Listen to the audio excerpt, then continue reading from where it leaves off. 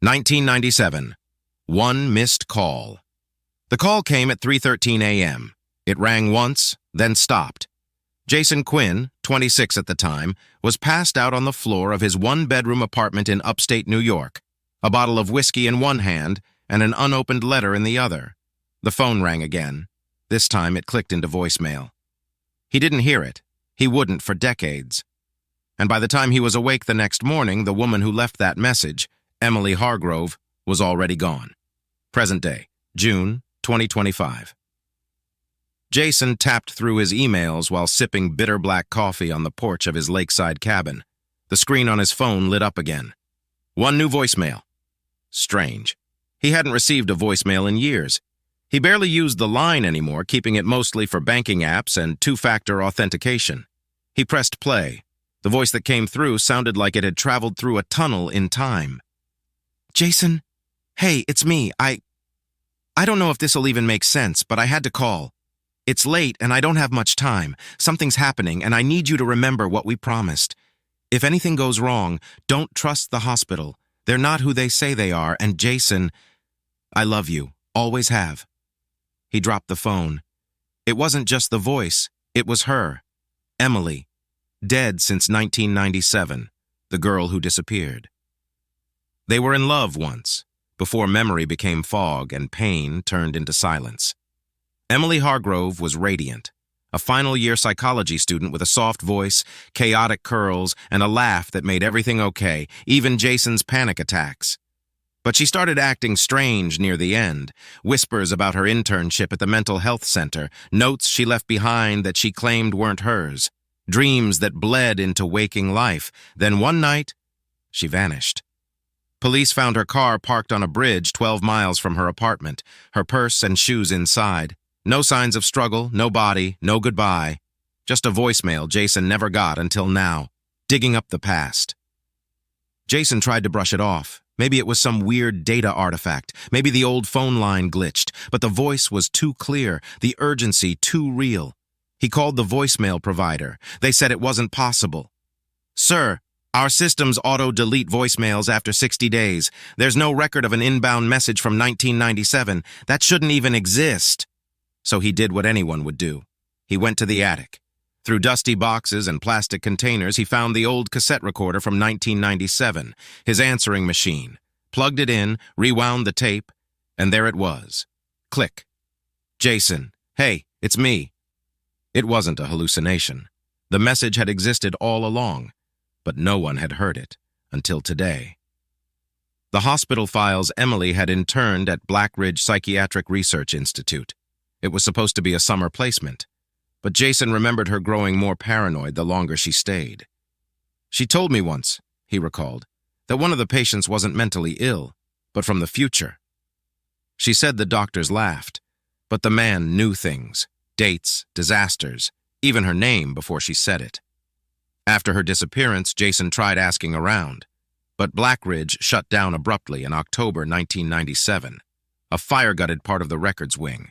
2 staff members died. Official story? Faulty wiring. Unofficially, the institute was wiped from public archives, until Jason found an old forum thread, buried in the Wayback Machine, linking Blackridge to a government pilot program called EchoMind, something to do with memory mapping through time. And then, he found a name on the thread. If you're looking into Blackridge, talk to Dr. Harold Levant. He never stopped searching for her either. A voice from the ashes. Dr. Levant was 84, living in a care home just outside Syracuse. When Jason showed up unannounced with an old photo of Emily, the man wept. You're him, aren't you? Jason Quinn. She never stopped talking about you. What happened to her? Jason asked. Dr. Levant looked around nervously, then leaned in close. She was the first to show signs. Not mental illness, dislocation, a mind displaced in time. She remembered things from futures that hadn't happened yet, even predicted her own death. She said if she vanished, to find you, that you'd understand the message. But why now? Jason asked. Why did the voicemail just appear? The doctor paused. Because time isn't linear when memory becomes code, and someone or something finally hit play. Return to Blackridge. The old Blackridge building was half burned, fenced off, and abandoned. Jason bribed the security guard and broke in through the east wing, what remained of the patient research floor. Room 413. That was where she worked. Inside, a scorched desk, a filing cabinet fused shut, and on the far wall, painted behind peeling layers, something caught his breath. A phrase, written in Emily's handwriting. Time is just a locked room. Memory is the key. He turned and noticed a metal panel in the floor. Rusted, but not burned. A trap door. He pried it open. Beneath was a staircase into darkness. The echo chamber.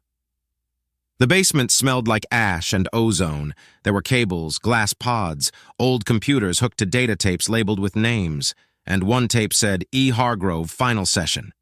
Jason hit play, a grainy voice, full of static. I don't know where I am anymore. Sometimes I see tomorrow before it happens. Sometimes I wake up in someone else's dream. They think I'm sick, but I'm not. I'm just unstuck. Then silence. Then a new voice. If you're hearing this, Jason, then the system rebooted. And the memory I left for you survived. Jason's knees gave out. It was her. Not afraid this time. Calm. They said this would erase me, that my mind would scatter across time like ashes in wind, but I held on to one thread, you. If the message made it, then I'm still out here. Somewhere. Jason whispered. Emily. The phone. That rang again that night. Jason sat on the porch again, holding the old tape in one hand and his phone in the other. It rang. Unknown caller. He answered. Jason? The voice was hers, clear, real. Emily? I don't have long.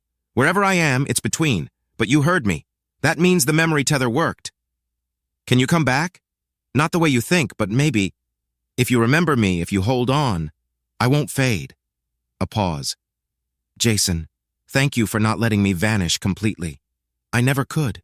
The line crackled. I love you. And then she was gone. Outrow, a message across time. They never found her body. No official file was reopened. The voicemail was gone the next morning. The tape disintegrated in its player. But Jason remembered. And sometimes when the wind shifts over the lake and the trees echo like radio static, he hears her. Don't trust the hospital. Remember what we promised. I love you. And he knows. Somewhere beyond time, beyond reason, beyond science. She's still trying to find her way back.